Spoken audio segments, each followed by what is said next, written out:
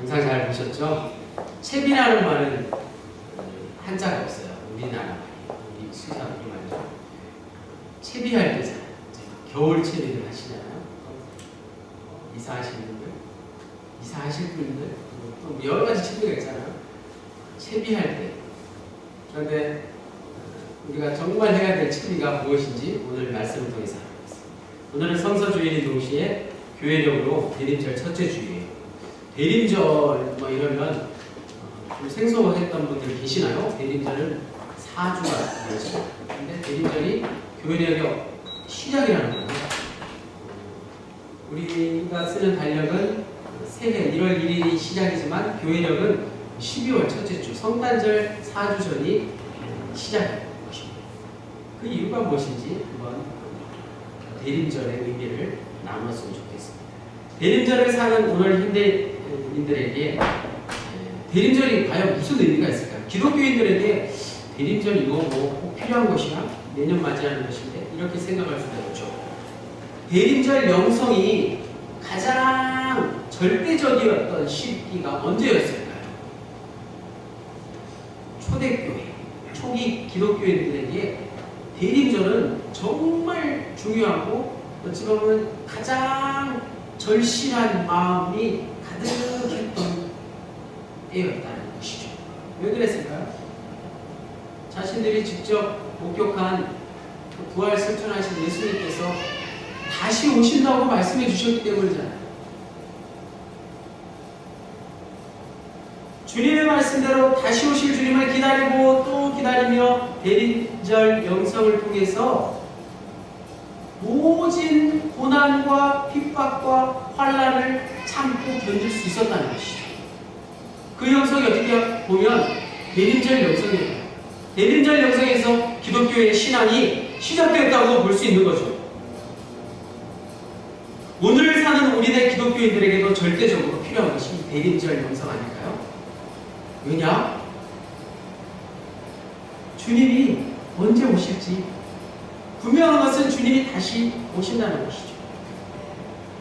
대림절 영성은 종말과 하나님의 나라와 성령과 조금 신학적인 용어로 이미와 아직이라는 그 중간에 살고 있는 우리. 이미 예수님이 오셨죠. 하지만 아직 또 오실 예수님을 우리가 기다리는 그러한 긴장 가운데 우리는 살고 있다는 것입니다. 그래서 우리는 이 대림절 신앙, 이 기다림의 신앙을 가지고 우리의 모든 삶이 기독교인들의 모든 삶이 삶에서 다 아우러진다는 거예요. 다 어울려서 조화를 이루게 된다는 거예요. 인공지능이 지금 인간의 뇌를 대신하는 그런 시대가 되었습니다. 그렇죠? 바둑을 인공지능하고 사람이 두잖아요. 인공지능 로봇가 등장해서 청소를 하잖아요. 하지만 여전히 자기 자신을 높여서 자기 자랑이 만연한 시대를 우리가 또 살고 있습니다.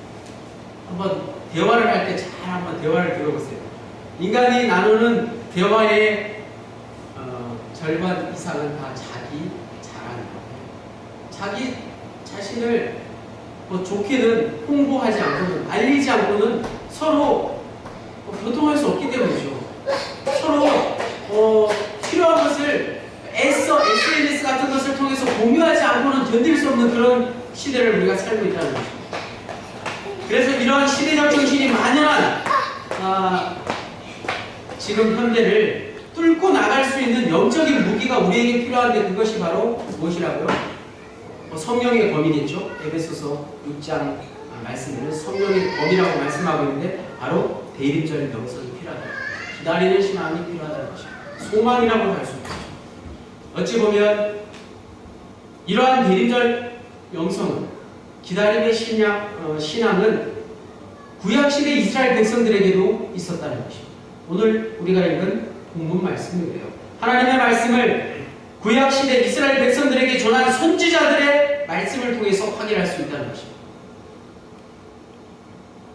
그 대표적인 선지자가 이사야, 예레미야, 에스겔, 다니엘, 대선지자라고 불려요. 몸집이 크고 뭐 한 일이 많아서 위대했다, 위대한 대선지자가 아니라 성경 말씀이 많아 길어요. 그래서 대선지자.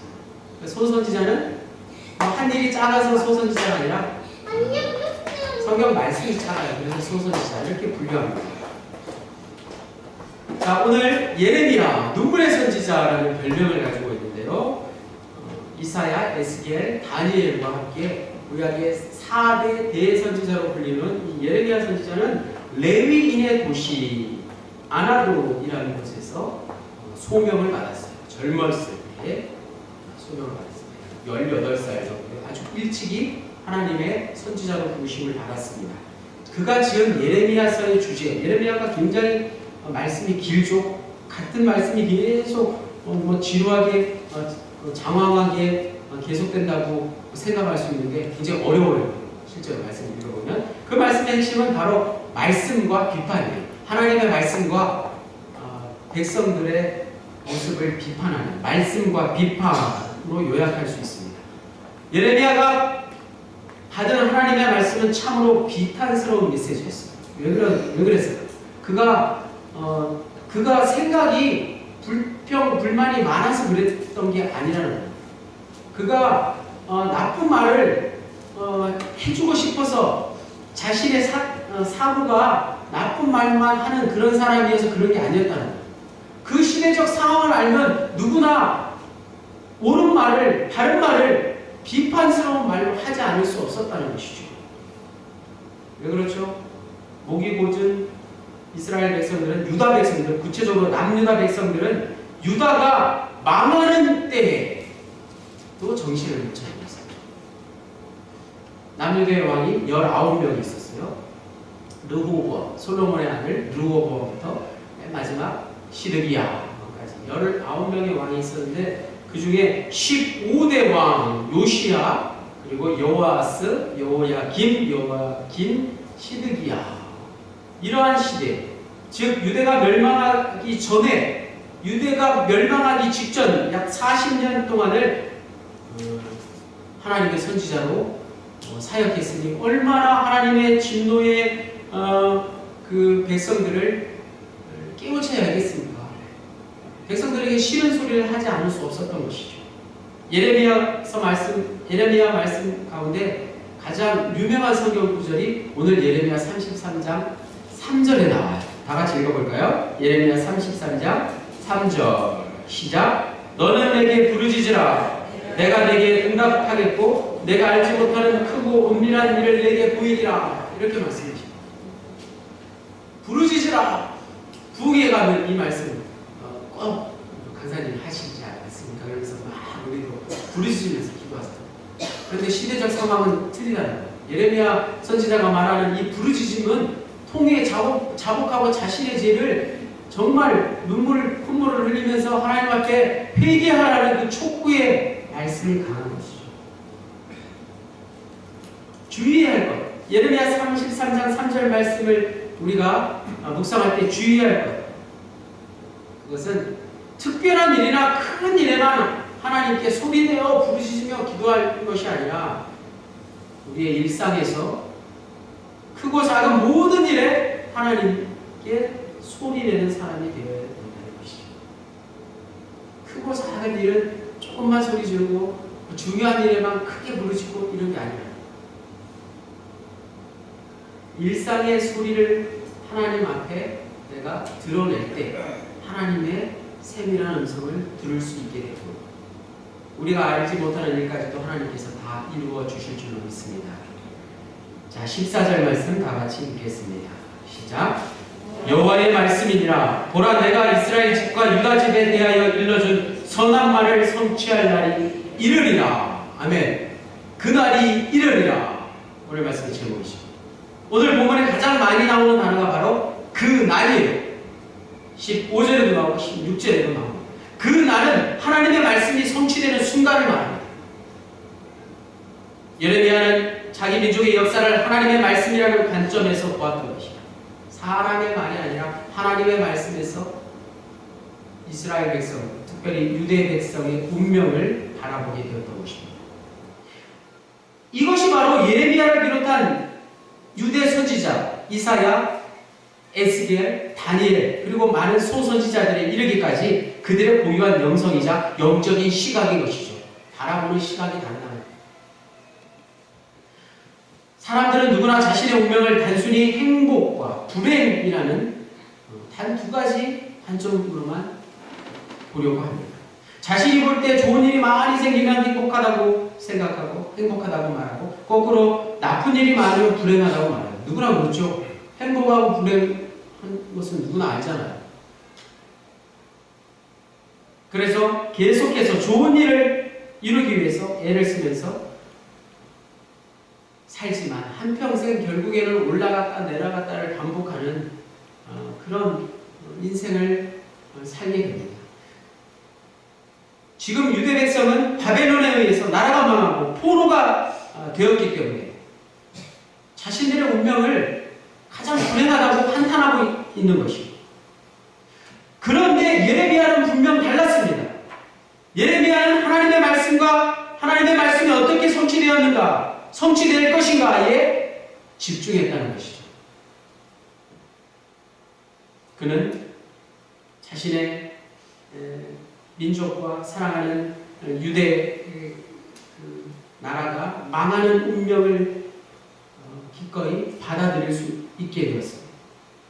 또 바벨론의 포로로 잡혀가는 절망적인 상황 속에서도 새로운 희망을 오히려 품게 되었다는 것이죠. 그것이 오늘 말씀의 제목이고 오늘 우리가 맞이한 대림절의 영성인 것입니다. 마찬가지 오늘 우리의 삶은 예레미야의 그런 영적인 그런 시각처럼 예레미야의 영성처럼 하나님과의 영적인 관계를 통해서만 완전해질 수 있다는 것이에요.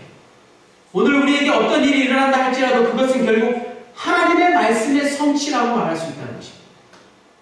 우리가 다 이 하나님의 말씀을 구구절절히 다 삶에 적용하지 못할 것이지 하나님의 말씀이 우리의 삶에 그대로 다 적용되는 현실 속을 살아가고 있다는 것이에요.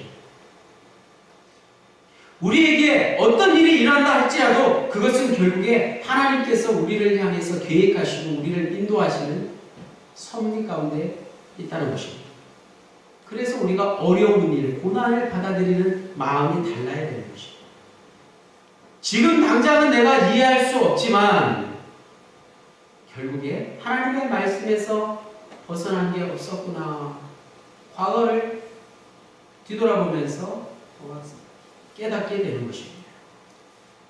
마찬가지 오늘 우리가 사는 이 시대에 악이 승리하는 것 같지만 결국에는 하나님의 정의와 공의가 승리하게 될 것이라는 것을 우리는 믿습니다.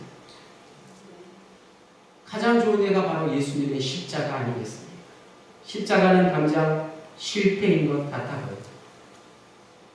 지혜로운 자들에게 무능한 것으로 보일지라도 부활의 승리를 가져오게 합니다. 우리는 그것을 성경을 통해서 너무나도 잘 알고 있습니다.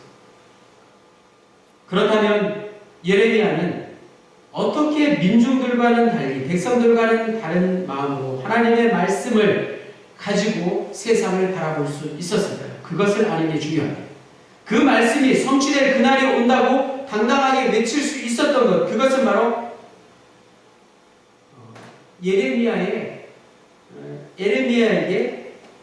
있는 특별한 무언가가 있었다는 것이죠. 예레미야가 다른 점쟁이와 다른 게 무엇이었을까요? 예레미야가 기도하다가 갑자기 하나님께 계시를 받은 것도 아니었습니다. 예레미야는 역사 속에서 앞선 선지자들을 통해서 그것을 배웠던 것이죠. 평소에 하나님의 그 날에 대한 생각으로 언제나 하나님의 말씀이 성취되는 날을 기다리고 살았다는 것이죠. 그러한 삶이 결코 쉬운 일은 아닙니다. 하지만 기독교인으로서 예수를 믿는 사람으로서 그러한 마음이 없다면 그것은 매우 불행한 일일 것입니다. 바로 이 성경의 중심에서 멀어져 가는 것이기 때문에 15절 말씀을 보겠습니다. 그날 그때에 내가 다윗에 대해서 한 공의로운 가지가 나게 하리니 그가 이 땅에 정의와 공의를 실행할 것이다. 예레미야는 그날에 하나님께서 성취하실 것에 대해서 15절 말씀을 통해서 구체적으로 언급하기 시작합니다. 그것이 무엇입니까? 한마디로 하나님의 정의와 공의라는 것이죠. 예레미야가 말하는 하나님의 정의와 공의는 무엇입니까? 16절에 나오는 하나님의 구원이에요. 예레미야는 하나님께서 이루실 유대의 구원을 하나님의 정의와 공의의 실현으로 본 것입니다. 하나님의 정의와 공의가 실현되면 나라가 망한 유대가 다시 구원을 얻게 된다는 그런 생각, 놀라운 말씀이죠. 그래서 우리가 지금 당장 망하더라도 두려워할 것 없다는 것입니다. 예레미야는 자신의 조국 유대가 불의한 세력에 의해서 억압받는다고 생각했습니다. 당연히 불의한 세력은 바벨론이었습니다. 당시 바벨론과 유다는 비교할 게 못 됩니다. 바벨론은 당시 티그리스 유프리스 강 일대를 점령하여서 그보다 앞섰던 아수르를 물리친 초강대국의 하나였던 것이죠. 그래서 애국에까지 영향력을 끼치려고 이제 유대를 점령하려는 그런 상황에 와 있습니다. 애국을, 그 또 다른 강대국 애국을 공격하기 위해서 유대를 결국에는 망하게 했다는 것이죠. 바벨론은 오늘날 미국과 같은 그런 강대국이에요. 유다는 비유가 어떨지 모르는데 북한 정도의 그런 작은 나라일 수 있습니다. 도저히 경쟁할 수 없는 국력의 차이가 있었던 것이죠.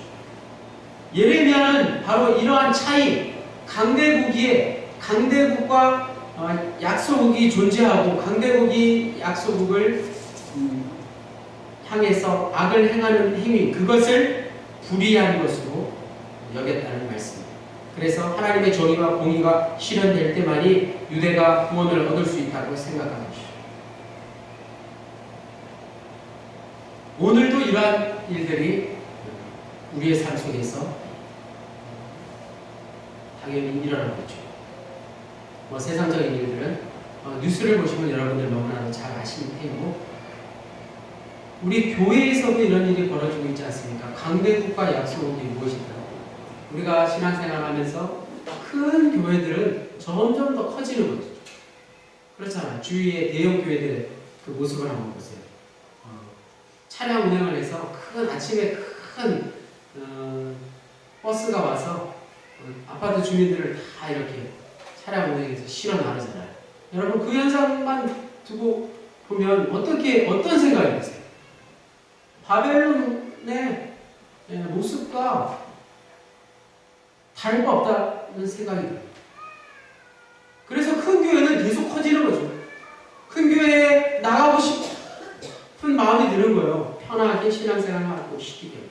또 여러 가지 또 장점들, 순기능들이 있지 않습니까? 교회가 재정적으로 풍부해지고 교회 건물이 아주 편안하고 안락하는 많은 것을 제공할 수 있기 때문이죠.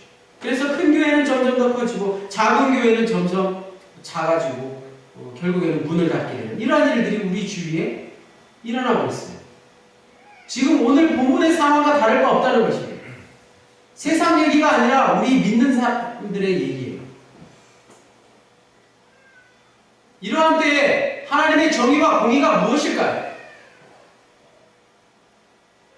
예레미야 선지자의 예언을 설교자로서 전하지 않을 수 없는 거죠. 예레미야 선지자는 바벨론이라는 제국이 주도하는 세상을 불의한 것으로 보았다는 것이죠. 그런 세상에 악이 만연하다는 거예요. 바벨론이 악의 중심에 있다는 것입니다. 돈이 있으면 죄도 없어진다는 그런 말입니다.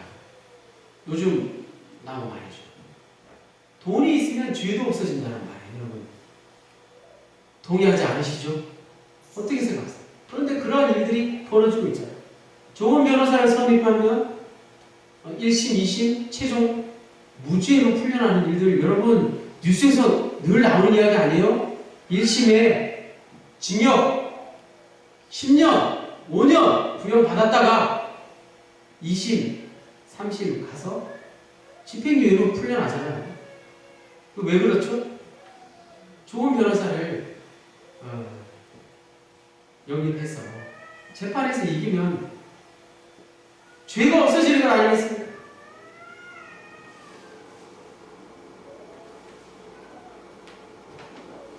예레미야 선지자는 이러한 상황에서 결코 절망하지 않았다는 것입니다.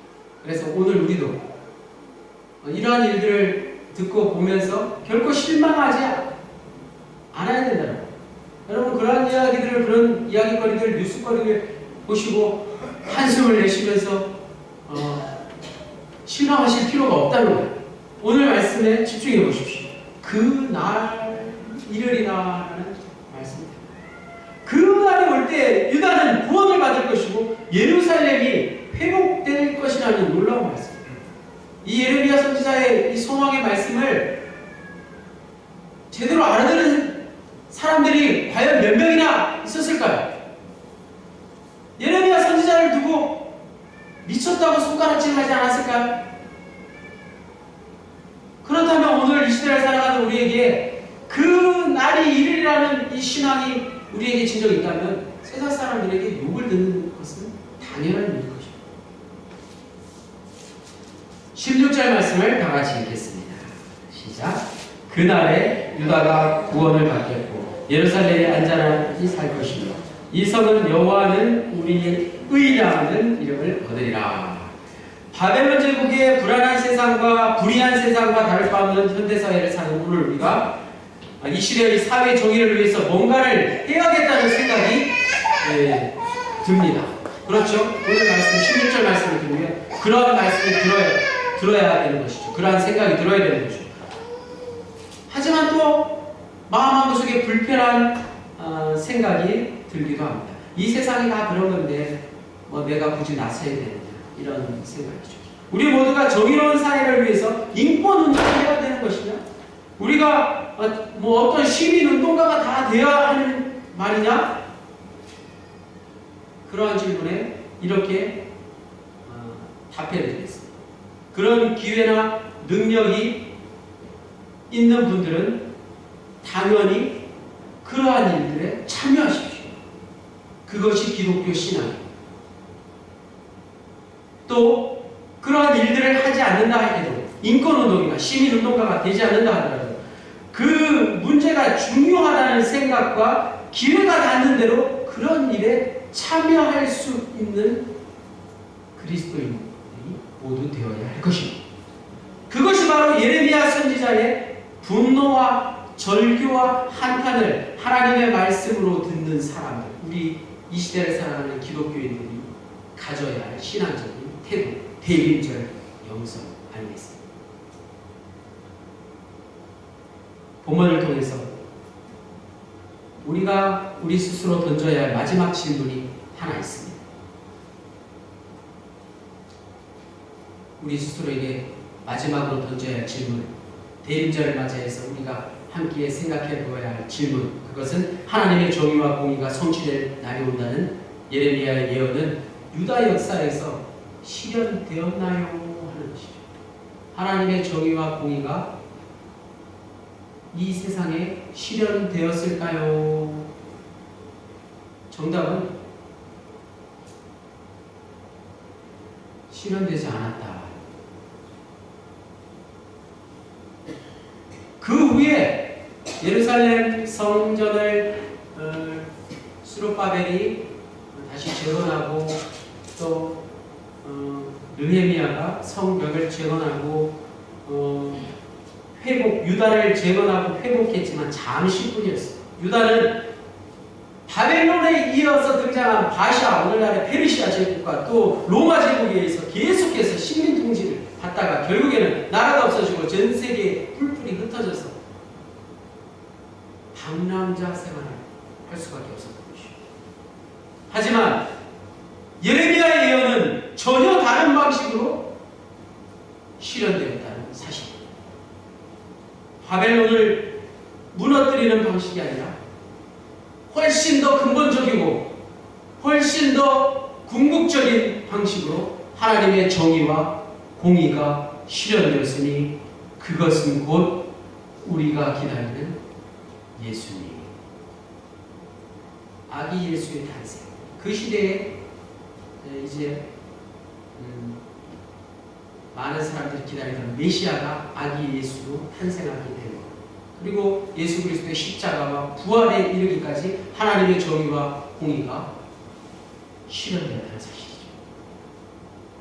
예레미야는 그 사실을 자신이 확인하지 못한 채 자신의 사역을 마쳤습니다. 하지만 15절에 언급한 대로 정의와 공의를 실현할 이는 다윗에게서 온 공의로운 가지라는 것을 분명히 알았습니다. 이 공의로운 가지가 예수님 아니겠습니까? 초기 기독교는 예레미야가 말하는 그 다윗의 후손이 예수님, 예수 그리스도라고 분명히 확실하게 믿는 대림절 신앙이 있었다는 것이죠. 자, 오늘 예레미야의 메시지와 대림절 영성의 공통점 중에 가장 중요한 것이 있습니다. 그것은 바로 깨어있으라. 깨어있으라. 그날이 이르리라. 이 메시지를 우리가 삶에서 실천하려면 어떻게 해야 되냐고요? 깨어있어야 돼요.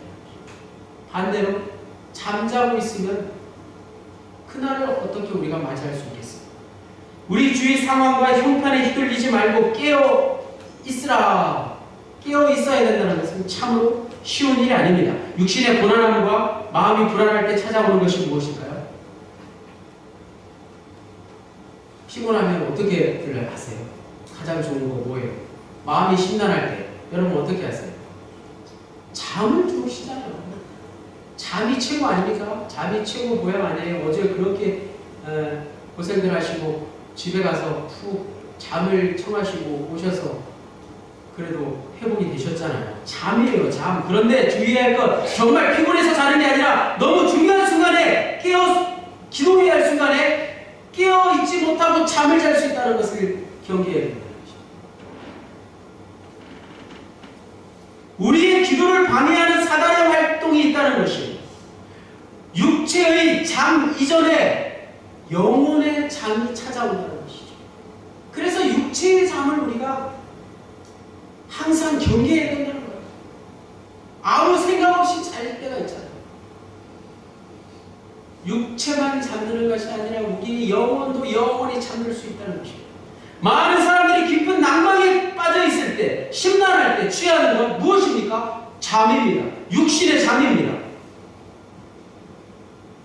마찬가지로 우리의 영혼이 깊은 상처와 아픔, 절망에 있을 때 내가 상처를 받았어요. 다른 사람의 말을 듣고 상처를 받았어요. 잠을 청하게 된다는 것입니다. 왜 그렇죠? 육신과 함께 영혼도 잠들어가는 것입니다.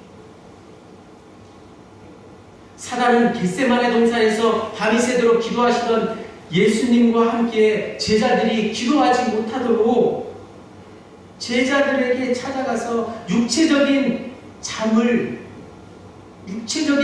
자도록 유혹했습니다. 제자들이 그 너무나도 피곤해서 잔 그 육체적인 잠 너머에 영적인 의미가 있다는 거예요. 육신이 피곤해서 좋을 수는 있어요. 말씀 듣는 시간에 잠시 이렇게 졸는 것을 잘못됐다고 정죄할 수 없다는 것입니다. 너무 피곤하고 힘들면 잠시 눈을 붙이는 것이 하나님께서 원하시는 것인지 모르죠.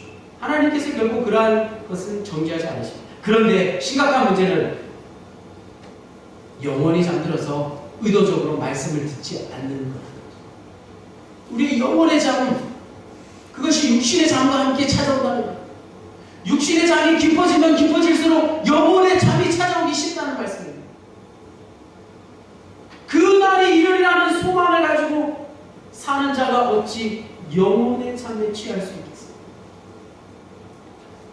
영혼의 잠에 취하지 않기 위해서 우리가 우리의 육신을 어떻게 그렇게 편안하게 오랫동안 아무 때나 잠을 청할 수 있게 되냐. 그러므로 오늘 말씀 그날이 이르리라를 통해서 우리는 예수님을 통해서 오직 예수 그리스도를 통해서 하나님의 참된 정의와 공의가 이 땅에 이루어졌다는 것을 알게 되었습니다. 이것이 대림절 명성이다. 그리고 그 사건이 참된 부활 생명 사건이라는 것을 아는 것이에요. 그래서 우리 신약을 살아가는 우리 그리스도인들에게 모든 이러한 질문들의 궁극적인 답은 예수님의 십자가의 죽음과 부활이 될 수 있다는 것입니다. 부활하신 주님께서 이 땅에 다시 오실 것이기 때문에 그것을 우리는 하나님의 약속으로 이미 받아들였습니다. 그것을 소망하며 그 약속을 믿고 살아갑니다. 주님이 다시 오실 때 모든 것이 다 완전하게 이루어질 것입니다. 우리 그리스도인들은 그날을 기다리며 그날이 이르리라는 주님의 말씀을 믿고 살아가는 종말론적인 대림 공동체라는 것입니다. 이 대림절의 의미가 있도록 중요하다는 말씀이에요. 이제는 여러분 저 바벨론 제국과 같은 저 세상을 결코 두려워하지 마십시오. 그리고 바벨론 제국과 같은 저 세상의 달콤한 말들에 귀 기울이지 마십시오. 우리는 하나님의 정의와 공의를 위해서 싸워야 하는 그리스도의 군사들입니다. 이 세상은 궁극적인 정의와 공의의 세계라 할 수 있는 부활 생명으로부터 오직 이 부활 생명을 통해서만 빛을 받아서 변화할 수 있기 때문입니다. 여러분 대림절 첫째 주일을 맞이해서 분명히 기억하시고 분명히 잊지 마시고 부활의 주님이 이제 다시 오신다는 것, 그날이 다시 오리라는 말씀, 그날에 하나님의 정의와 공의가 이루어져서 온 세상에 평화가 가득하게 된다는 사실, 새벽을 기다리는 파수꾼의 심정으로 남은 여생 사시기를 주님의 이름으로 간절히 축원합니다. 하나님 감사합니다. 오늘 대림절을 우리 경락하셔서 그 날을 기다리며 살아가게 하시니 감사합니다. 우리의 마음속에 언제나 세상의 달콤한 유혹과 또 육신의 필요함으로 육신의 잠에 오랫동안 머물러 있는 자들 되지 않게 하시고 우리가 영혼의 잠에서 깨어나서 파수꾼의 마음으로 오실 부활의 주님을 기다리며 살아갈 수 있기를 예수 그리스도의 이름으로 간절히 기도하였습니다. 아멘.